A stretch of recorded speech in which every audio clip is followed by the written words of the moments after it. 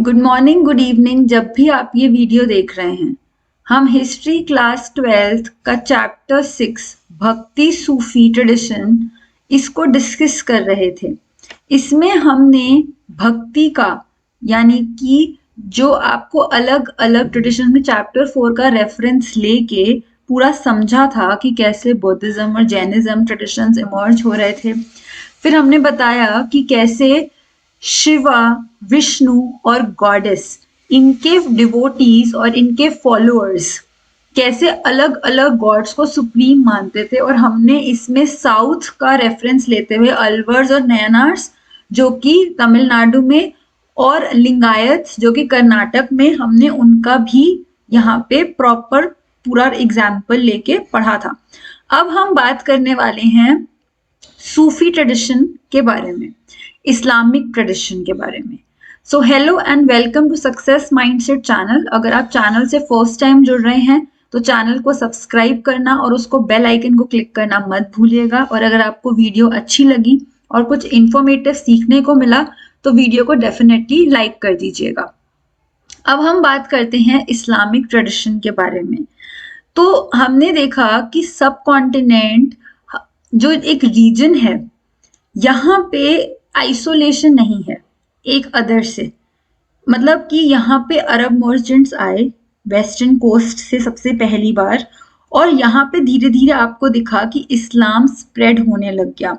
And इस reason में आपको इस्लामिक वर्ल्ड ये टर्म किया जाने लगा उस एरिया को। तो एक रिलीजन, आपको हमारा जो ये रीजन है इसमें अलग अलग रिलीजन्स दिखेंगे इस सब कॉन्टिनेंट में। आइसोलेटेड नहीं है किसी भी रिलीजन से। बेसिकली आज की डेट में तो आपको हर रिलीजन दिखेगा ही दिखेगा। अब faiths, rulers and subjects, subjects यानी कि जो रूलर के फॉलोअर्स हैं या जो सब्जेक्ट्स हैं उनके जो मंत्री वगैरह, उन सब की बात करेंगे। तो अगर हम रिलीजन को फोकस करके बात करें रूलिंग एलिट्स की, क्योंकि देखो अगर सपोज एक रूलर इस्लाम को फॉलो कर रहा है या एक रूलर हिंदुइज्म को फॉलो कर रहा है तो उससे एक बहुत मेजर चेंज होता है। अब अगर हम 711 की बात करें तो अरब में जनरली नेम्ड एक मोहम्मद कासिम ही कॉन्कर्ड सिंध, जो कि बाद में कैलिफ डोमेन का पार्ट बन गया था। और बाद में उस पर तुर्क्स और अफगान्स ने इस्टेब्लिश किया, बाद में दिल्ली सल्तनत। ठीक है, तो अब आप अगर सल्तनत में फॉर्मेशन देखोगे तो वो डेक्कन और other parts of the sub continent में दिखा। और आपको इन सब में स्टार्टिंग फ्रॉम मोहम्मद कासिम से लेके जो भी दिल्ली सल्तनत में रूल कर रहे थे, उनमें आपको दिखेगा कि वो जिस रिलीजन को फॉलो कर रहे हैं, तुर्क्स, अफगान्स, वो सब इस्लाम रिलीजन को फॉलो कर रहे हैं। तो उस टाइम पे इस्लाम का यहाँ पे स्प्रेड होना शुरू हुआ। और ये जब मुगल एम्पायर 16th सेंचुरी में आया, ये आप अपनी बुक 3 में भी इसमें काफी डिटेल में पढ़ोगे मुगल एम्पायर के बारे में। तो उस टाइम पे रीजनल स्टेट्स भी इमर्ज हुई और 18th सेंचुरी तक आपको दिखेगा कि ये इस्लाम काफी ज्यादा स्प्रेड हो गया था। थ्योरेटिकली अगर हम बात करें तो मुस्लिम जो रूलर्स थे वो उल्मा से उनको गाइड करते थे। वो लोग बेसिकली एक्सपेक्ट किया जाता था कि जो शरिया है जिसमें बहुत सारे रूल्स लिखे गए हैं, उनकी सबसे ज्यादा नॉलेज उल्मा को ही होती है। लेकिन कहीं कहीं पे ये थोड़ा सा कॉम्प्लिकेटेड है क्योंकि population did not subscribe to Islam. जहाँ पे पॉपुलेशन इस्लाम को सब्सक्राइब नहीं कर रही थी, वो इस्लाम को वो ज़्यादा वहाँ पे पॉपुलर नहीं था एक रिलीजन, तो वहाँ पे थोड़ा सा कॉन्सेप्ट कॉम्प्लिकेटेड हो जाता था। क्योंकि इवन इफ अगर किंग मुस्लिम है बट अगर वहाँ की जनता इस्लाम को नहीं सपोर्ट कर रही तो किंग कैसे सारे शरिया की बातें फॉलो कर पाएगा। तो कहीं कहीं पे चीजें कॉम्प्लिकेटेड हो जाती हैं। अब एक कैटेगरी की बात आती है जिसका नाम है जिमी, जिसका मीनिंग होता है प्रोटेक्टेड। ओ, ये क्या हो गया, एक मिनट रुकिए। हाँ। तो एक टर्म आती है जिमी जिसका मतलब होता है प्रोटेक्टेड। ये अरेबिक वर्ड जिम्मा, कहते हैं ना कि ये मेरी जिम्मेदारी है, ये मेरा जिम्मा है, प्रोटेक्शन। डेवलप किया गया उन पीपल के लिए जो followed revealed scriptures such as Jews and Christian and lived under Muslim rulership. कि रूलर एक दूसरे रिलीजन का है और उसके नीचे रहने वाली जनता दूसरे रिलीजन की है। मतलब कि रूलर इस्लाम फॉलो कर रहा है, लेकिन जो जनता है वो या तो ज्यूज हैं या क्रिश्चियन हैं, तो उन लोगों की प्रोटेक्शन करी जाती थी। एंड इसके बदले उन्हें एक टैक्स देना पड़ता था, जजिया, ताकि gain the right to be protected by Muslims, ताकि वो प्रोटेक्ट हों। तो उनको अपने रिलीजन को बचाने के लिए पैसे देने पड़ रहे थे, इन शॉर्ट। और इंडिया में यही चीज हिंदूज के साथ हो रही थी कि अगर आपको अपना रिलीजन बचाना है तो आपको जजिया देना पड़ेगा, तो भी अब आपका रिलीजन प्रोटेक्टेड है। ये हम आगे जाके जब मुगल एम्पायर के मुगल के चैप्टर्स हम पढ़ेंगे, थर्ड बुक में बहुत ज्यादा डिटेल में आएगा। थर्ड बुक कह रही हूँ, सॉरी थर्ड बुक नहीं, आपकी इसी बुक में जब चैप्टर 9 से यहाँ पे मेंशन भी है, सॉरी मैंने आई थिंक पहले भी थर्ड बुक बोल दिया था, तो इसमें आपका मेंशन होगा, तब आपको मुगल एम्पायर में समझ आएगा कि ये टैक्सेस रिलीजन बेस्ड है। कि मतलब जो इस्लाम को फॉलो कर रहे हैं वो जजिया नहीं दे रहे, सिर्फ हिंदू जजिया दे रहे हैं, और बाकी जगहों पे ज्यूज और क्रिश्चियंस जजिया दे रहे हैं। ठीक है, तो मुगल्स जो थे वो अपने आप को रिगार्ड करते थे एम्परर्स, कि वो सिर्फ नॉट जस्ट मुस्लिम्स बट वो हर इंसान जो उनकी टेरिटरी में रहता है वो उन सबके रूलर है। In effect rulers often adopted Fairlie flexible policy. तो कभी कभी ऐसा होता था कि उनको टैक्स में थोड़ी माफी दे दी जाती थी, हिंदूज को, जैन्स को, ज़ोरास्ट्रियंस, क्रिश्चियन, ज्यूज, मतलब आप कह सकते हो कि जो नॉन मुस्लिम पॉपुलेशन थी उन्हें थोड़ी सी रिलैक्सेशन दे दी जाती थी। उनके रिलीजन इंस्टीट्यूट्स, यानी कि जैसे जो हिंदूज के फॉलो करने वाले इंस्टीट्यूट्स हैं या जो जैन्स के या क्रिश्चियन के चर्च हैं, उन नॉन मुस्लिम रिलीजियस लीडर्स को भी कभी कभी ग्रांट दिया जाता था, उनको रिस्पेक्ट के तौर से। और सेवरल रूलर्स, औरंगजेब, सेवरल तो ये लिखा गया है बट ज्यादा रूलर्स ने तो नहीं दिया, इवन औरंगजेब ने भी कुछ वक्त के लिए ही किया था, और same goes with Akbar. But ठीक है, उन्होंने कुछ टाइम के लिए नॉन मुस्लिम में जो जजिया वगैरह था ये हटा दिया था। बट बहुत सेवरल मुगल रूलर्स आपकी बुक में लिखा है तो you can go with it, but if you want to आगे आपने अगर प्रोसीड करना है विद हिस्ट्री तो ये आपको पता होना चाहिए कि ज्यादा कोई मुगल रूलर्स थे नहीं, बस इन्होंने ही जजिया हटाया था, एंड कुछ टाइम फ्रेम के लिए। बट हाँ, आप अपने आंसर में ये बात लिखोगे कि हाँ इन्होंने हटाया था। ठीक है, अब आते हैं हम पॉपुलर प्रैक्टिस ऑफ इस्लाम।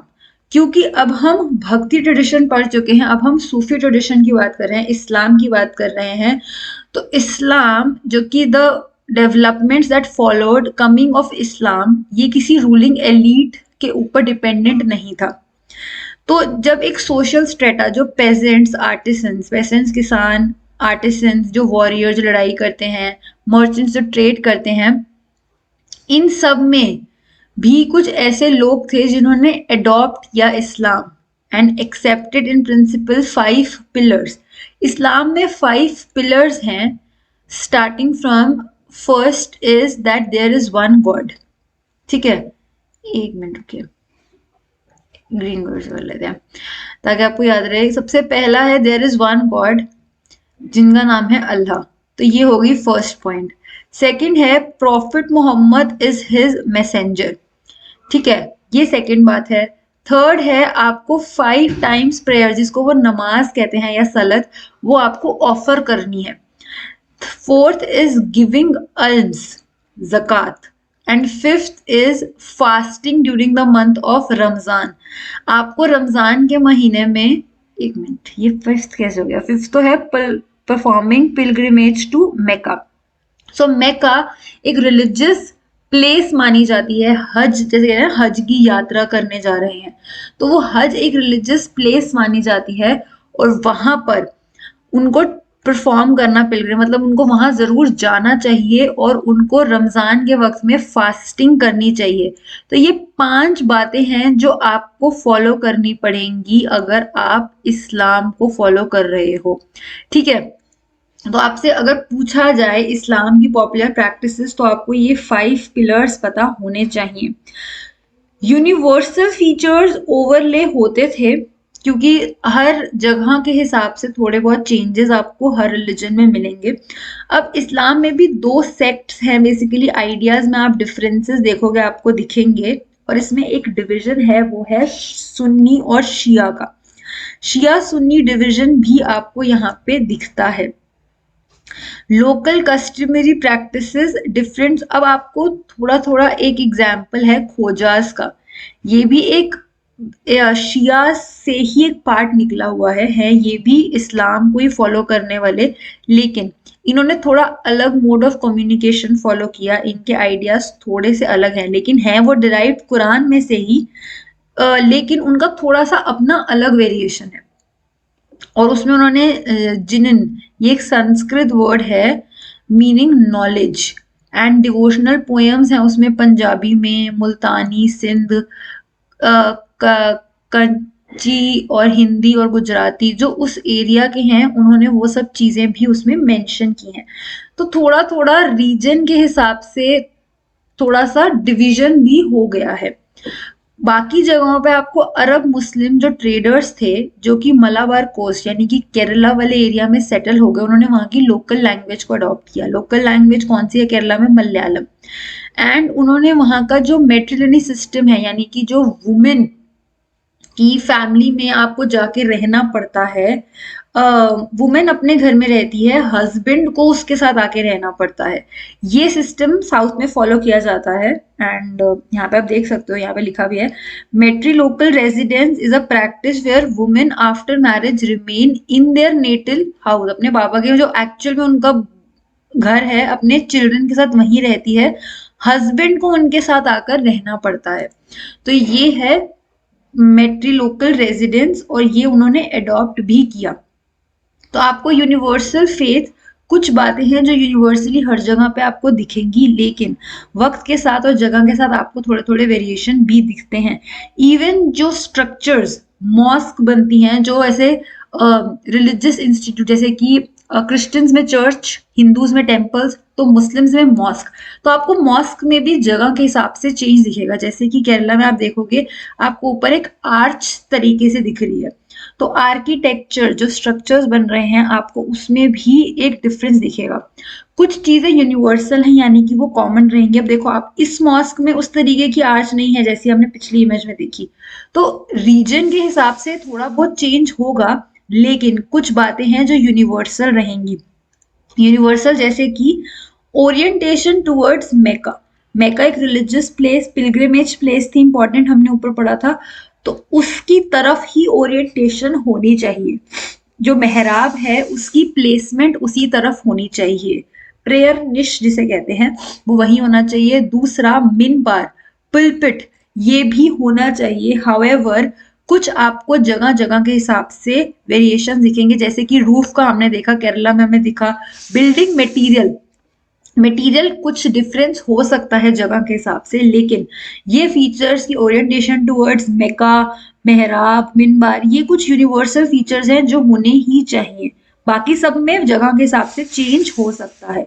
अब हम कुछ कम्युनिटीज के बारे में देखते हैं कि Hindu and Muslim basically religious community को लेबल कर दिया जाता है, लेकिन ये बहुत लॉन्ग टर्म नहीं है। हिस्टोरियंस जो कि संस्कृत टेक्स्ट और इंस्क्रिप्शंस को पढ़ते हैं तो 8th से 14th सेंचुरी में पॉइंट करते हैं कि जो टर्म मुस्लिम या मुसलमान ये टर्म है ये उस वक्त यूज नहीं की जाती थी। और ये बहुत इंपॉर्टेंट बात है कि हम ये बहुत इजीली इन टर्म्स को बोल देते हैं, लेकिन उस वक्त ये यूज नहीं की जाती थी।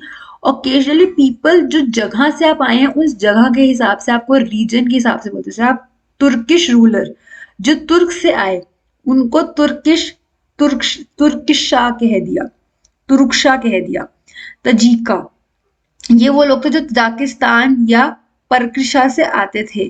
पराक्षसा, अब देखो जो फ्रॉम पर्शिया, तो जो जहां से आ रहा है उस हिसाब से उसको नाम दिए गए। इन सबको आज हम क्या बोल देंगे कि ये इस्लाम फॉलो करने वाले मुस्लिम हैं, लेकिन उस वक्त ऐसा नहीं था। उस वक्त प्रॉपर टर्म्स थी जो उन कम्युनिटीज के लिए दी जाती थी। For instance, Turks and Afghans को शाकास कहा जाता था, जो कि हमने चैप्टर 2 और 3 में भी पढ़ा था कि इन्होंने सेंट्रल एशिया के कुछ एरियाज में रूल किया था। इसी तरीके से हम यवना, जो कि हम ग्रीक्स के लिए बोलते हैं, वो भी हम एक प्रॉपर कम्युनिटी का नाम दे रहे हैं, इसमें हम इस्लाम नहीं बोल रहे।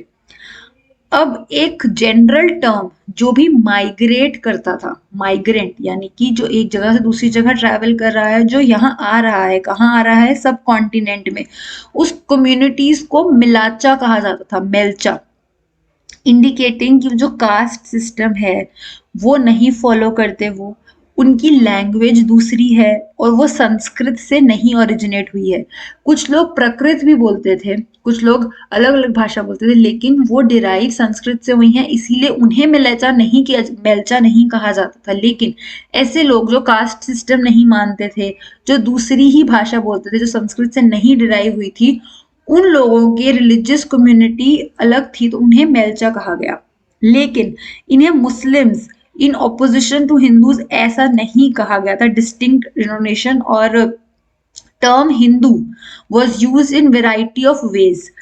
हिंदू टर्म किसी रिलीजियस कोनोटेशन के लिए नहीं यूज होती थी, या जैसे मुस्लिम टर्म है, उस वक्त हिंदू टर्म अलग अलग चीजों के लिए एक लार्ज एस्पेक्ट में यूज की जाती थी, और मुस्लिम टर्म तो उस वक्त इसकी जगह माइग्रेंट्स को मेलचा कहते थे, या फिर तुर्क से आए हुए तुर्किश हो गए, या फिर तजाकिस्तान से आए हुए तजीका कह दिया गया। तो इस तरीके से टर्म्स थी, हिंदू मुस्लिम वाली टर्म्स ये उस वक्त यूज नहीं हुई थी। और ये बहुत इंपॉर्टेंट पैराग्राफ है, आपको ये बात बहुत अच्छे से पता होनी चाहिए। तो हमने इस्लाम का इंट्रोडक्शन देखा, अब हम देखेंगे द ग्रोथ ऑफ सूफिज्म। जो सूफीज्म है वो कैसे ग्रो हुआ। हमें पता है कि अर्ली सेंचुरीज में इस्लाम का group of religious mindset people were called Sufis. अब ये बेसिकली वो लोग हैं जो इस्लाम से रिलेटेड हैं, ये बात हमें पता है, लेकिन इनकी ग्रोथ कैसे हुई, ये कैसे ग्रो हुए, ये अब हम आगे पढ़ेंगे। लेकिन अब ये हम आगे अगले पार्ट में पढ़ेंगे। अभी तक मैंने जितना पढ़ाया है प्लीज एक बार रिवाइज कर लीजिएगा, क्योंकि वो थोड़ा सा कंफ्यूजिंग हो सकता है और वो इम्पोर्टेंट भी है। अगर आपको अभी तक में कोई भी डाउट हो तो आप मुझसे कमेंट बॉक्स में पूछ सकते हैं। इसके आगे मैं अगली वीडियो में डिस्कस करूंगी, और पहले का सारा पार्ट मैंने जो अलग अलग वीडियोस में डिस्कस किया वो आपको डिस्क्रिप्शन बॉक्स में मिल जाएंगी। इस चैप्टर से रिलेटेड 15 मिनट्स की क्विक रिवीजन वीडियो भी मैंने बना रखी है, वो भी आप चेक कर सकते हो, और इसके एमसीक्यू क्वेश्चंस की वीडियो भी मैंने बनाई हुई है। अगर आपको वीडियो अच्छी लगी तो वीडियो को लाइक कीजिएगा, और अगर चैनल से फर्स्ट टाइम जुड़ रहे हैं तो चैनल को सब्सक्राइब करना बिल्कुल मत भूलिएगा। मिलती हूँ मैं अगली वीडियो में, जिसमें हम बात करेंगे द ग्रोथ ऑफ सूफिज्म। तो तब तक के लिए keep learning and keep growing.